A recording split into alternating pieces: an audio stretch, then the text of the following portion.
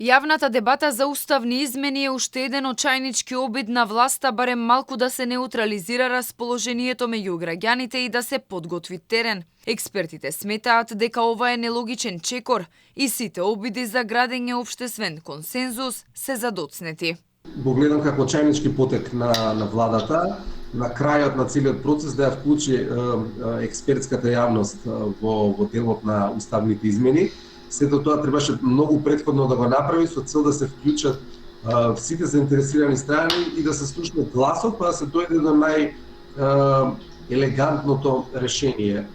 Вака сега ми изгледа како крајно нелогичен потек кој владата во својата немој го прави чисто да покаже дека еве ја вклучила и таа јавност со цел да се дојде до некој прифатливо решение. Јавни дебати беа многу повеќе потребни пред да се гласа францускиот предлог. Документот кој не задолжи пред официјална Софија да исполниме низа барања ако сакаме да продолжиме на патот кон Европската Унија. Ковачевски тогаш се консултираше и со граѓанскиот сектор и со професори, но многу од нив се добро познати како луѓе блиски на власта. Јавните дебати беа задоцнети и пред неколку години, кога власта го промени уставното име во Република Северна Македонија, бидејќи ниту тогаш не го слушна гласот на експертите кои укажуваа на последиците. Па веројатно тоа е еден од главните правци на стратегијата на PR стратезите во владата, во кој сака да покажат преку вклучување на таа јавност и на луѓе блиски, на експерти блиски до нив, кои ги поддржуваат нивните политики, да се покаже дека е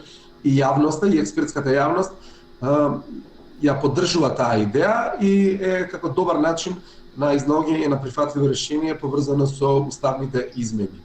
Пак ќе кажам, мене сето ова ми личи на многу погрешен потек. Премиерот Димитар Ковачевски најави дека дебатата за уставни измени ќе почне на експертско ниво, а мислење ќе даваат универзитетски професори, представници на политички партии, експерти од Министерството за правда. Сето ова е залудно бидејќи моменталната ситуација со обезбедување двотретинско мнозинство е статус кво, бидејќи опозицијата е децидна дека нема да го поддржи процесот во собрание. Власта се надева дека до ноември оваа година бугарите ќе бидат впишани во највисокиот правен акт, истиот месец кога ќе заврши скрининг процесот. Процедурата би траела околу 5 месеци, а за власта да ја оствари временската рамка би требало да почне во јуни или јули.